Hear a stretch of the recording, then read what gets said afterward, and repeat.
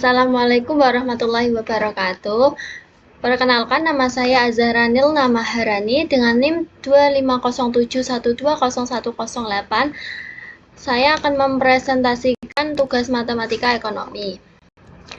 Yang pertama, kita akan membahas pendapatan disposable, yang kedua fungsi pajak, yang ketiga fungsi investasi, yang keempat fungsi impor, yang kelima pendapatan nasional, dan yang terakhir analisis ISLM. Yang pertama, kita akan membahas pendapatan disposable. Pendapatan disposable adalah pendapatan nasional yang secara nyata dapat dibelanjakan oleh masyarakat, tidak termasuk di dalamnya pendapatan pemerintah seperti pajak, cukai, dan sebagainya. Jadi, pendapatan disposable ini itu adalah pendapatan yang dapat dibelanjakan oleh masyarakat untuk memenuhi kebutuhan sehari-hari seperti biaya makan, untuk membayar listrik, kemudian untuk membayar sewa rumah, dan lain sebagainya. Kemudian sisanya untuk memenuhi kebutuhan tersebut itu bisa ditabung atau bisa diinvestasikan. Dengan dikenakan pajak, maka pendapatan yang secara nyata dapat dibelanjakan oleh masyarakat berkurang sebesar pajak tersebut. Jadi, untuk mengetahui pendapatan yang dapat dibelanjakan jika diketahui pajaknya, itu bisa menggunakan rumus YD sama dengan Y dikurangi T. Selain variabel yang memperkecil, ada pula variabel yang memperbesar pendapatan disposable. Variabel tersebut adalah pembayaran-pembayaran khusus dari pemerintah kepada masyarakat yang sifatnya merupakan pembayaran ekstra atau tunjangan. Rumusnya YD sama dengan Y ditambah R. Apabila di dalam soal terdapat pajak dan pembayaran alihan, maka rumusnya adalah YD sama dengan Y dikurangi T ditambah R. Contoh soal, fungsi konsumsi masyarakat suatu negara ditunjukkan oleh C sama dengan 30 ditambah 0,8 YD jika pemerintah menerima dari masyarakat pembayaran pajak sebesar 16 dan pada tahun yang sama memberikan pada warganya pembayaran aliran sebesar 6. Berapa konsumsi nasional seandainya pendapatan nasional pada tahun tersebut sebesar 200? Berapa pula tabungan nasionalnya?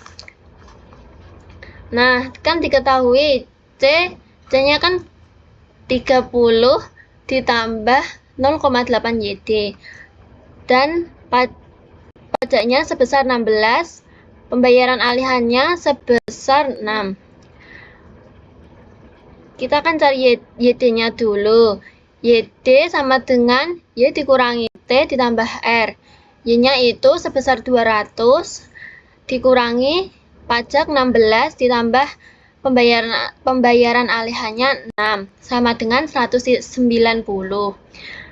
Terus selanjutnya fungsi konsumsi C-nya itu 30 ditambah 0,8 YD. Terus YD-nya ini diganti menggunakan hasil dari YD ini 190. Totalnya ada 182. Mencari tabungan sama dengan YD dikurangi C. YD-nya 190 dan C-nya 182, hasilnya 8. Materi selanjutnya adalah fungsi pajak. Pajak yang dikenakan oleh pemerintah pada warganya bersifat dua macam. Pertama ialah pajak yang jumlahnya tertentu, tidak dikaitkan dengan tingkat pendapatan. Secara matematik, T sama dengan TO. Kurva pajaknya berupa sebuah garis lurus sejajar sumbu pendapatan. Kedua ialah pajak yang penetapannya dikaitkan dengan tingkat pendapatan. Besarnya merupakan proporsi atau persentase tertentu dari pendapatan. Secara matematik, T sama dengan TY, kurva pajaknya berupa sebuah garis lurus berlereng positif dan bermula dari titik pangkal. Secara keseluruhan, besarnya pajak yang diterima oleh pemerintahan adalah T sama dengan TO ditambah TY. Kurva pajaknya berupa sebuah garis lurus berlereng positif dan bermula dari TO. Rumusnya T sama dengan TO ditambah TY. Yang garis ini tuh fungsi pajak, dan yang ini tuh pajak otonom. Garis yang ini pajak terhadap pendapatan. Materi yang ketiga, fungsi investasi. Permintaan akan investasi merupakan fungsi dari tingkat bunga. Jika investasi melambangkan dengan huruf I besar dan tingkat bunga dilambangkan dengan huruf I kecil, maka secara umum fungsi permintaan akan investasi dapat dituliskan sebagai berikut. Rumusnya I besar sama dengan F di dalam kurung I. Yang kedua, I besar sama dengan investasi otonom dikurangi proporsi I besar terhadap I kecil. Permintaan akan investasi berbanding terbalik dengan tingkat bunga. Apabila tingkat bunga tinggi, orang akan lebih senang menyimpan uangnya di bank daripada menginvestasikannya. Sebab hasil harapan yang akan diperoleh dari bunga bank lebih besar daripada hasil harapan yang akan diterima dari penanaman modal. Akibatnya, permintaan akan investasi berkurang. Tingginya bunga mencerminkan pula mahalnya kredit, sehingga mengurangi gairah berinvestasi di kalangan pengusaha. Hal ini sebaliknya terjadi jika tingkat bunga rendah. Dalam menggambarkan kurva permintaan akan investasi terdapat kebiasaan aneh di kalangan ekonomi, yakni variabel bebasnya I kecil diletakkan pada sumbu vertikal dan variabel terikatnya I besar justru ditempatkan pada sumbu horizontal. Contohnya, jika permintaan akan investasi ditunjukkan oleh I besar sama dengan 250 dikurangi 500 I kecil. Berapa besarnya investasi pada saat tingkat bunga bank yang berlaku setinggi 12%? Berapa pula investasi bila tingkat bunga tersebut 30%? Nah, jika diketahui I-nya, I besarnya 250 dikurangi 500 I kecil, tingkat bunganya 12% menjadi desimal, dijadikan desimal 0,12. Maka I besar sama dengan 250 dikurangi 500. I kecilnya dirubah menjadi 0,12. 250 dikurangi 60 hasilnya 190. Nah, yang kedua, tingkat bunganya kan di 30%, dirubah menjadi desimal juga menjadi 0,30. Maka I sama dengan 250 dikurangi 500 dalam kurung 0,30 sama dengan 250 dikurangi 150 hasilnya 100. Ini contoh gambar kurvanya. Yang keempat ada fungsi impor. Impor suatu negara merupakan fungsi dari pendapatan nasionalnya dan cenderung berkolerasi positif. Semakin besar pendapatan nasional suatu negara, semakin besar pula kebutuhan atau hasrat akan barang-barang dari luar negeri yang terutama barang modal. Bagi negara yang sedang berkembang sehingga nilai impornya pun semakin besar. Rumusnya M sama dengan M0 ditambah M kecil Y. Nah, soalnya saya akan bacakan ya teman-teman. Bentuklah persamaan impor suatu negara bila diketahui impor otonomnya 25 dan marginal propensity to import 0,05.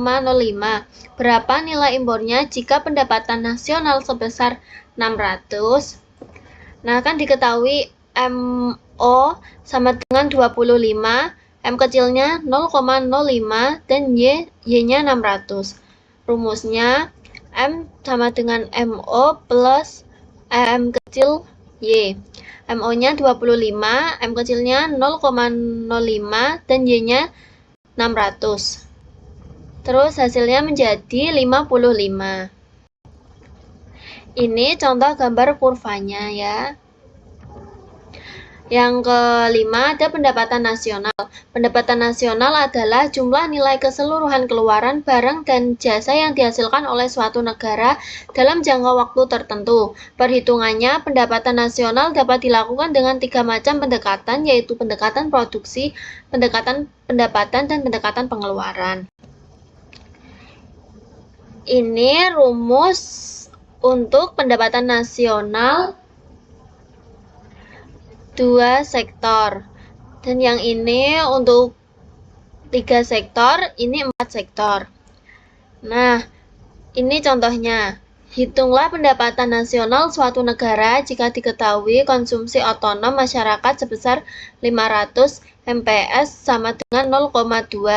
Investasi yang dilakukan oleh sektor badan usaha sebesar 300 dan pengeluaran pemerintahnya sebesar 250. Sedangkan nilai ekspor dan impor masing-masing 225 dan 175. Nah, ini konsumsi otonomnya 500, MPC-nya kan 0,8, itu hasil dari MPS-nya 1 dikurangi 0,2. Y-nya sama dengan konsumsi ditambah investasi ditambah pengeluaran pemerintah ditambah ekspor dikurangi impor. Nah, C-nya itu 500 ditambah 0,8 ditambah investasinya 300 ditambah pengeluaran pemerintahnya 250 ditambah ekspornya 225 dan impornya 175. Hasilnya ada 5.500. Ini ya. Bentuklah persamaan dan gambarkan kurva IS untuk C sama dengan 500 ditambah 0,8 Y dan I-nya sama dengan 2000 dikurang 5000 I. Nah, C ini kan dari sini konsumsinya. Terus tabungan itu cara mencarinya S sama dengan min A ditambah MPC sama dengan min A ditambah 1 dikurangi MPS. Min A ditambah 1 dikurangi 0,80. Min A ditambah 0,20. Jadi hasil savingnya adalah min 500 ditambah 0,20. Nah, investasinya kan udah diketahui 2000 dikurangi 5000 I. Terus investasi sama dengan saving 2000 dikurang 5000 I sama dengan min 500 ditambah 0,20 Y. Nah, hasilnya ini. Y sama dengan 12.500 dikurangi 25.000 I. Ini gambar kurvanya. Kurva LM ialah kurva yang menunjukkan keseimbangan antara pendapatan nasional dan tingkat bunga di pasar uang. Persamaan kurva LM dapat dibentuk dengan menyamakan persamaan permintaan akan uang terhadap persamaan penawaran uang. Nah, ini ya teman-teman rumusnya. Lanjut ke contoh soal. Bentuklah persamaan dan gambarkan kurva LM jika permintaan akan uang ditunjukkan oleh L sama dengan 10.000 ditambah 0,4 Y dikurangi 20.000 I dan jumlah uang yang ditawarkan beredar sebesar 9.000. L-nya kan udah diketahui kan, itu 10.000 ditambah 0,4 Y dikurangi 20.000 I. Nah, 9.000 ini dari uang yang sudah beredar. Terus ini dipindah ruas dan hasilnya Y sama dengan min 2 di min 2.500 ditambah 50.000 I. Nah, ini gambar kurvanya. Sekian dari saya, terima kasih sudah menonton.